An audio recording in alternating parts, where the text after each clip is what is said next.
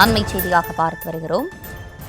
இளையராஜா மற்றும் சரிகம நிறுவனத்திற்கிடையே டெல்லி உயர்நீதிமன்றத்தில் காப்புரிமை வழக்கு தொடரப்பட்டிருக்கிறது. சரிகம நிறுவனம் வசம் உள்ள 134 படங்களின் பாடல்களை இளையராஜா பயன்படுத்தக்கூடாது என ஆணை பிறப்பிக்கப்பட்டிருக்கிறது. விரிவான விவரங்களுடன் இணைகிறார் நம்முடைய செய்தியாளர் மதியழகன். மதியழகன், வணக்கம். விரிவான விவரங்கள். 1976 முதல் 2001 ஆண்டு வரையிலான காலகட்டத்தில் இளையராஜா இசையமைத்த சுமார் 134 திரைப்படங்களில் இசை மற்றும் ஒளிப்பதிவு உரிமைகள் தங்களுக்கே சொந்தம் என சரிகம நிறுவனம் டெல்லி உயர்நீதிமன்றத்தில் மனு தாக்கல் செய்திருந்தது.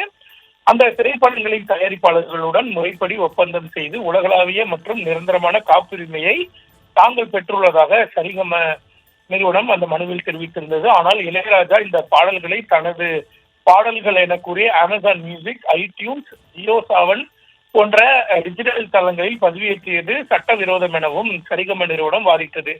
1957 ஆண்டு காப்புரிமை சட்டத்தின்படி ஒரு படத்திற்கு உருவாக்கப்படும் இசைக்கு அந்த தயாரிப்பாளரே முதல் உரிமையாளர் என்பதை சரிகம தரப்பு வழக்கறிஞர் சுட்டிக்காட்டினார். இந்த மனுவை விசாரித்த டெல்லி உயர்நீதிமன்ற நீதிபதி துஷார் ராவ் கெடேலா சரிகம நிறுவனத்தின் வாதத்தை ஏற்றுக்கொண்டு இந்த பாடல்களினுடைய உரிமையை இளையராஜா பயன்படுத்துவதற்கு இடைக்கால தடை விதித்து உத்தரவிட்டிருக்கிறார்.